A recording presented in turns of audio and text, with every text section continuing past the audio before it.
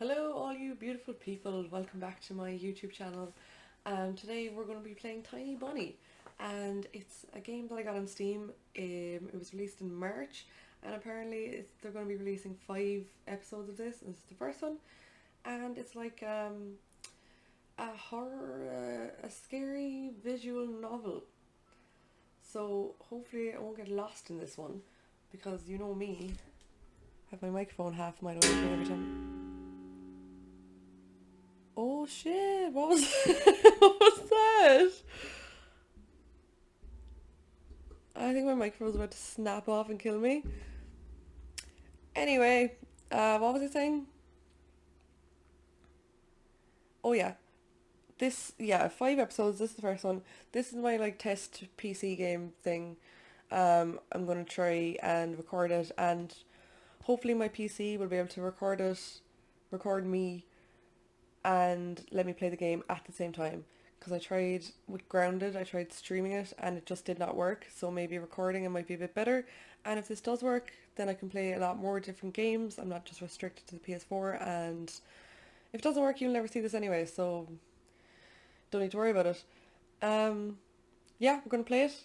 And I'm gonna come up with intros. I'm gonna come up with a thing that I say at the start of every video, and then I won't have to be sitting here like a fucking Aegis trying to think of what to say. Subscribe, please, and have a good day. Okay, this is like a book, so surely I won't get lost playing a book. Do you know what I mean?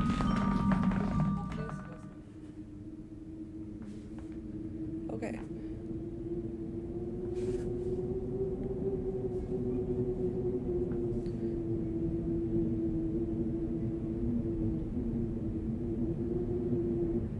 The wind clawed at my window all night. It wandered the fields and howled like a hungry beast. An endless song weaved from all sorts of voices, shrill, gentle, sneery, twinned in the air. They were shouting and laughing, and arguing about something. Someone was running through the snow while casting long shadows that would occasionally creep close to my bed. Our house had a mind of its own, the creaky old mind of a building that had seen a lot in its days and was seemingly trying to share its wisdom with the inhabitants.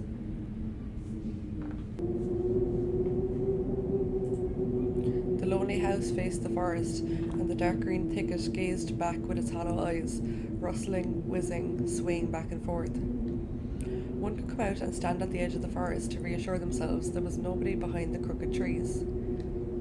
Fuzzy silhouettes swaying in the wind couldn't possibly do any harm. It's just a play of light and shadow. Just a play. I knew it was just my imagination. I was already 12 after all. Still. Ooh. Okay. Oh look at us, how adorable. Hey, put away your book. How many times have I told you not to read at the table? It's bad for your health. Look at how slouched you are. This is cute. Hide. What? Okay. Putting away the book. I didn't protest and put the book about Conan the Barbarian aside. I was stuck in a line I couldn't understand after reading it 3 times anyway. Olya had already finished her breakfast and was munching on some cookies. She was so enthusiastic, she almost looked like your typical girl from commercials. She has it all over her face as well. You're not going anywhere until you finish all of it. Right, Mom? I, on the other hand, was still trying to drill a hole in the plate with my eyes, as if it would make the porridge disappear. Hazy anxiousness welled up inside, all because of the previous sleepless night, the black forest around our house, and the gloomy wind. The longer I waited, the colder the lumpy white substance became. It looked like a jellyfish from the Costu Odyssey. I love that show. I wonder how horrifying the bottom of the ocean is. Or how cold the black forest is at night. The spoon fell out of my hand. Mom showered me with a cold glare from her green eyes. What did I just say? I'll get it. Anton. off he goes. I had 10 seconds to catch my breath before battling the nasty porridge once again. I felt around for the spoon. What is this carved on the other side of the table? Cap. Naha. Karina. Oh, look, sure it says it there. Karina. That doesn't look like Karina. Ha, that's my mom's name. I guess she carved it out with something pointy when she was little. She sure was a rascal, damaging the furniture like that.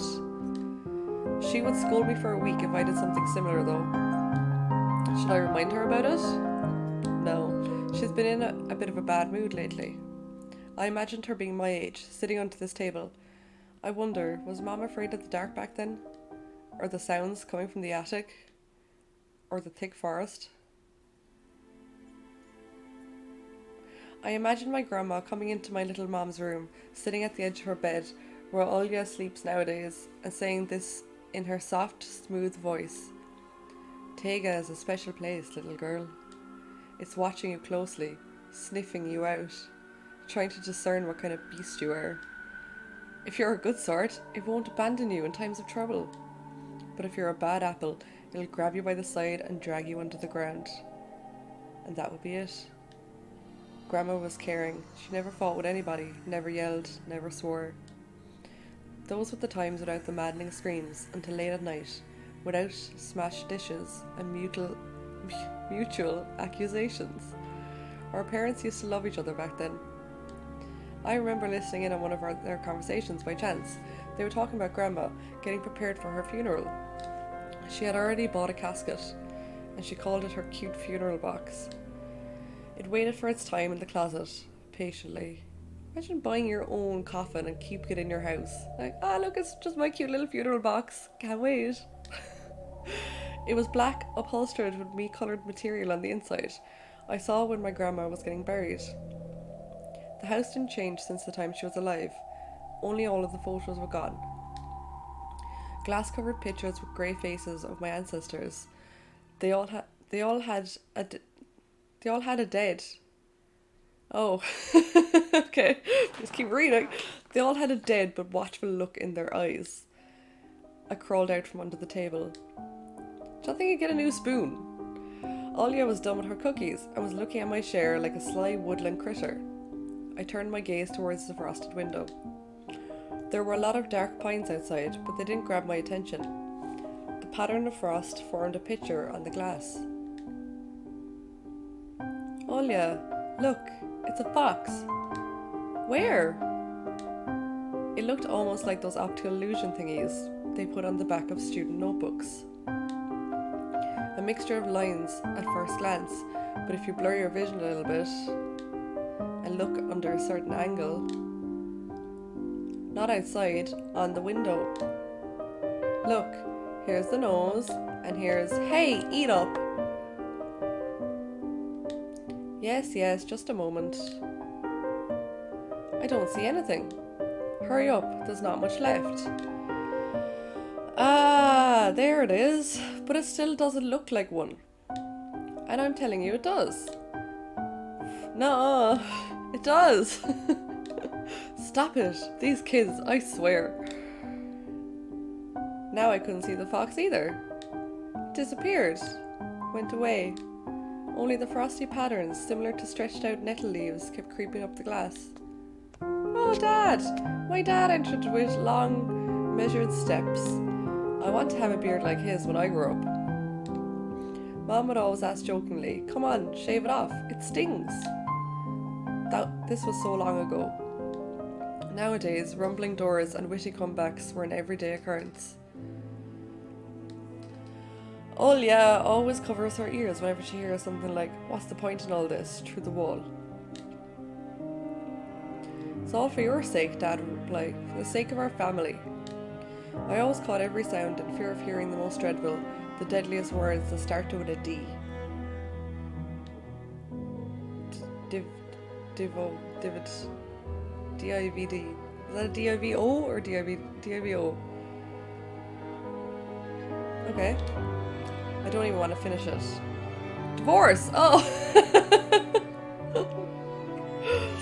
It was scary to imagine that me and my little sister could be torn apart and taken on into two different families. Anyway, your fox is nothing. I have an owl in my window. You and your owl talk again. You said you believed me just yesterday. Has anybody seen my car keys? I remember leaving them on the windowsill. Right. Maybe you did, and maybe not. You're a grown man, a father of two, and still, Karina, please, stop. Just let me get ready in peace. Your keys are in the basket near the phone. Well, thank you very much. Anton, stop making a martyr out of yourself and finish eating already. And the owl? There was no owl. But there was one. It had giant glowing eyes.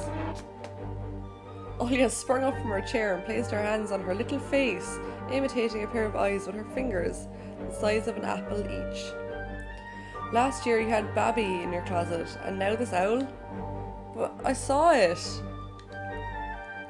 Olya shifted her gaze back and forth from Dad to Mom to me, but couldn't find any support. Have you thought about befriending it? You know, like feeding it with imaginary mice? Don't bully our girl. She's just afraid to sleep alone because she's so still little. Olya pouted her lips in rebellion and rushed into the hallway. The staircase that led to the second floor creaked. Mom gave Dad a strict look. Oh, that look in her eyes. It's so uncomfortable to be pinned under it. Dad just snorted in reply and left, ringing with the keys he had just found. A minute had passed and the theme song from The Little Mermaid echoed through the house. It was stored in an incredibly worn-out cassette tape, which Dad already had to glue together once. It's so easy to fix objects by gluing them back together, for example. But how do you fix a relationship? Phew, deep. Mom moved to the living room and I was left alone, anxiously stealing glances at the window. Throw the porridge out, kid. Oh, Olya had trouble sleeping ever since we moved to this house. She would toss and turn or curl up into a little ball under the blanket. Sometimes she would jump up in the middle of the night and turn on the VCR. Cartoons helped her to take her mind off all the troubles we had with the move and our parents. And then Olya said that she saw that giant flying monster outside of her window. She became obsessed with it. Our parents did everything in their power. They tried every little trick to rid of those ridiculous fears. Olya refused to sleep alone and didn't believe that the owl was just one of her nightmares.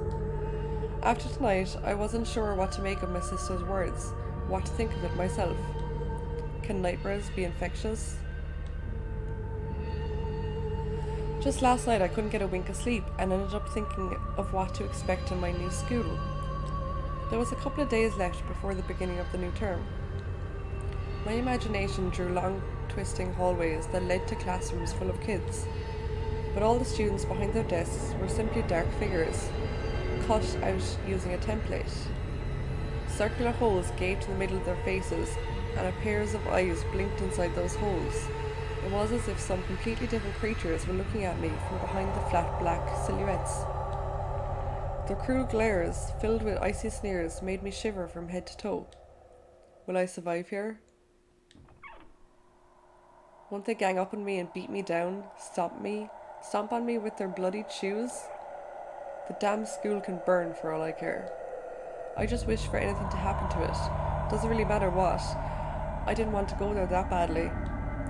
I didn't want to see people who were just itching to smack me on the head, trip me up, think of a new offensive name for me, worse than the previous one.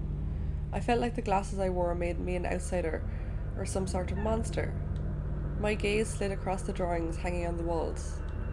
I couldn't consider myself a great artist, but Olya begged me to hang them. Drawing was the only thing that made me happy as of late.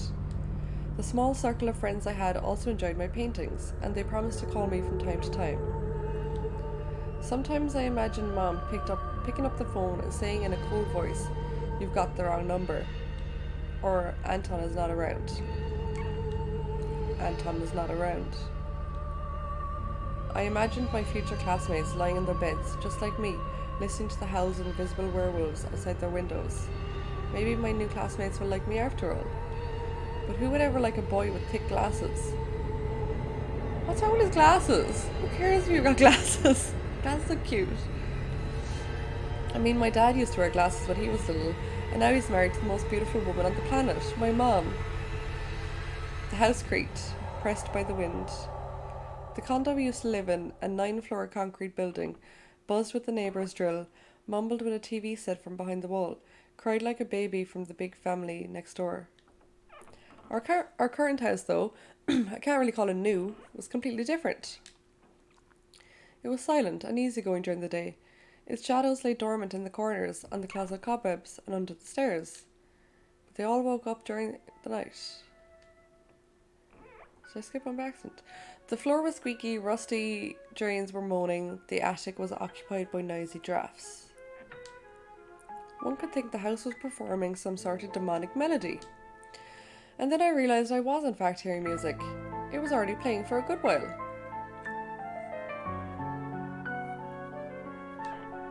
Somewhere at the edge of my perception, I could hear a flute. It was mixed in the sound of the wind, of the creaking old house, and my thoughts too. I stood up and rushed to the window. I wanted to reassure myself that this music was nothing more than a product of my imagination. It's not like someone is playing it there amidst the cold, snowy night, right?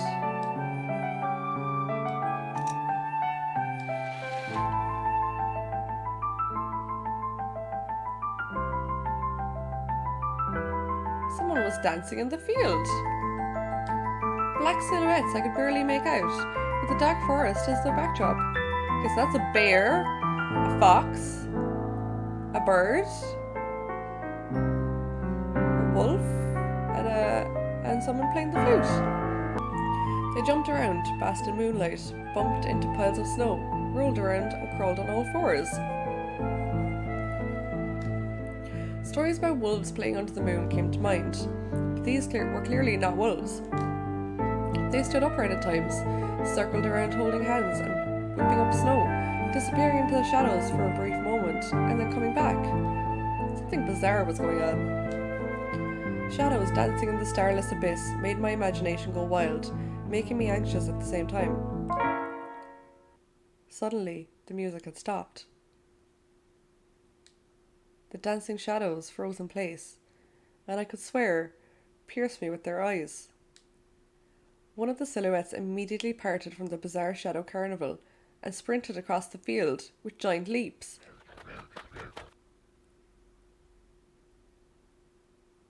It glided on squeaky snow without leaving any prints until it was devoured by the pitch black shadow of my house, which became even darker and thicker.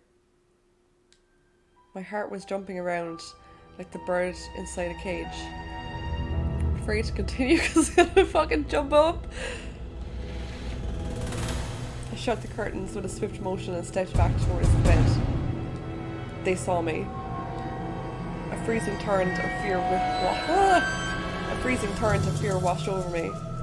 I stood in the middle of a perfectly dark room and listened to some unwanted guest move and scrape around, looking for an entrance. The sound moved to the right. It circled around the house. Now my guest should be at the front door. I jumped into the bed and covered myself with a blanket, as if it could protect me. The shackles of fear locked my muscles. I remembered the funeral, my grandma lying there, hands crossed on her chest, facial features sharp like that of a tin doll. Ants running up and down the legs of chairs that held my grandma's casket. I imagined those little creatures climbing up her head, pulling up her eyelids with their tiny legs. Then her wrinkly eyeballs would once again move inside their sockets as she'd be able to see her grandchildren. I was chanting the spell she taught me throughout the whole procedure, and now, lying under the blanket and listening to squeaks and howls, I was repeating the same words. On the island of Buin, underneath the Blemish sun, in the sea of colour blue, stood the cabin made of wood. There lay lard and ashen hair for the spawn from Devil's Lair, to feast and always leave alone, God's faithful servant named Anton. Evil leave this house must, ashes to ashes, dust to dust. Bizarre sounds had disappeared.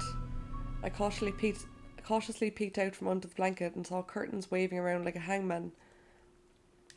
And then the night doused with a new portion of boiling terror. The sound scratched in my eardrums. In reality, something or someone was scratching at the front door, hurriedly clawing at wood, demanding to be let in. The door was shut. Dad had become very cautious recently, so he installed a sturdy lock. I remember him staring at the forest intently, as if he was looking for someone. Ashes to ashes, dust to dust. I hugged my knees, placing my chin between them, and drilled the door with my eyes. It was so flimsy and weak before the might of darkness. And then the doorknob twitched slightly. Then it turned halfway, once, twice, as if the person trying to enter had no hands. The doorknob tilted once more, and then started clicking violently. My jaw cracked with fear, my wet fingers clutched the blanket. The door creaked and opened. The wind taunted me, moaning inside the tin drains. Now you'll see. The door was wide open. The darkness writhed inside the carnivorous mouth of the doorway.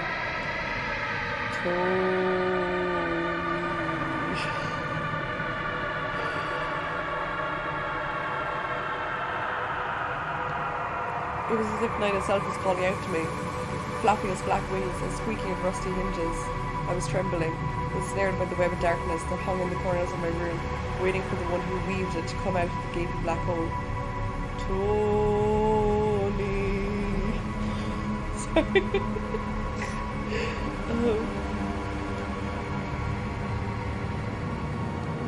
My abdomen tightened and my chest rose up, ready to exhale a desperate scream. But before I was able to do anything, the darkness asked me, "Tony, you asleep?" My sister's pale face protruded from the thick shadows. I almost screamed from relief. "Olya, I'm not sleeping. Does something happen?" Olya frowned and stuck out her lower lip, a clear sign that she was about to cry. It's there again, staring at me. "Shoo her away, Tony, please." I'm so scared. The fear that was tormenting me just a minute ago crawled away and hid somewhere in my stomach. I needed to calm Olya down. "It's just a dream, silly. Don't be scared. Dreams don't bite. No one's going to harm you." Olya sobbed. She was trying her best to believe me. Was I sure myself? "I have an idea. Let's go to your room and watch the video, Sleeping Beauty, for example. You like that cartoon, don't you? Why does the Sleeping Beauty have a prince and I have this big scary bird?"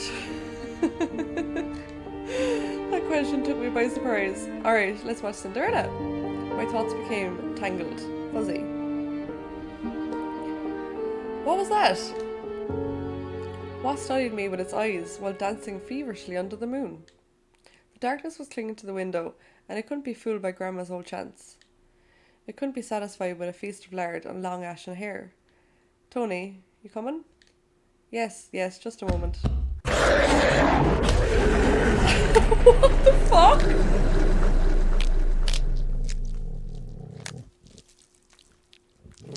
It's eating me. Oh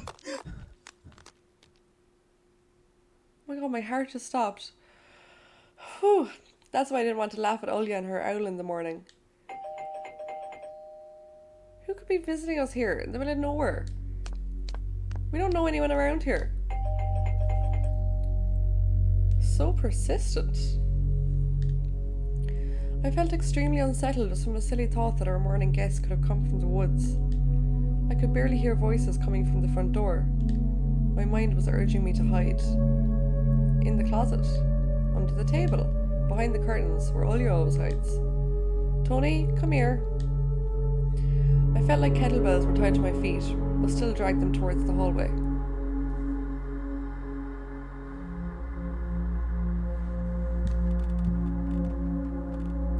A couple of policemen towered over me in the doorway. They smelled like frost and worry. My mum always winced and grumbled the moment she saw patrol cars, worse than bandits. At that moment, though, she looked somewhat confused. "Hello?" The senior officer, who wore a grim expression, nodded. "A boy had gone missing yesterday. His name's Vova. Look at this, please. Have you seen him?" The policeman held out a photograph to me.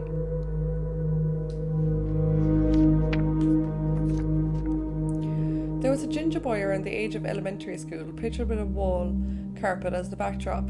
He had a striped cat in his hands and wore a wide smile. "No, I haven't."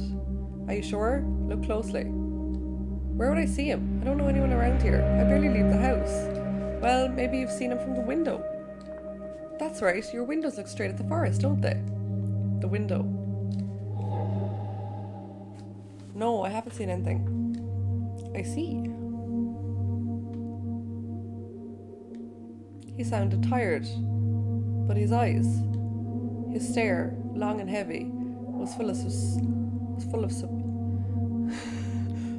of suspicion. I squirmed unwittingly under the weight of guilt,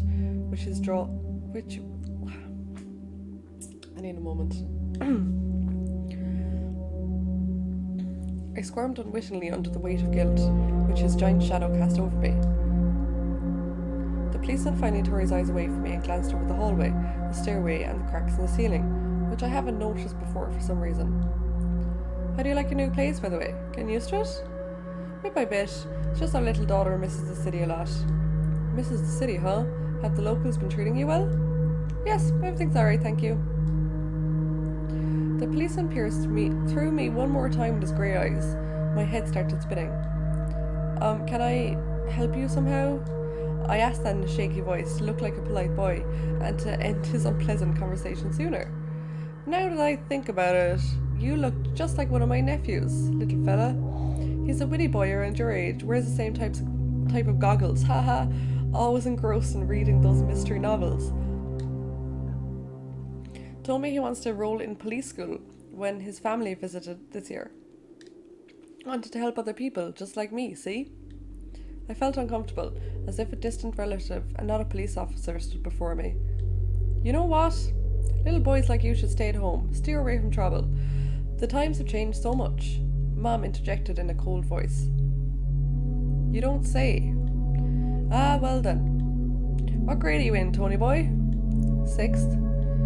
Have you made any friends here so far? Not yet. I'll be going to school for the first time after the break. Ah, then I'll leave you my number just in case. Call me if you have any new info. The policemen were long gone with their shadows, the smell of cheap cologne, and the photo of a smiling boy. His face still stood before my eyes. I wondered what it was like for him, being all alone, there. For some reason, I thought of the forest, swaying in the wind. What did his poor parents feel? And what would my parents do if I'd gone missing? Would they cry and trash around hysterically? Or would they accuse each other like they always do and forget about me eventually? Okay, I think I'm going to end this episode here.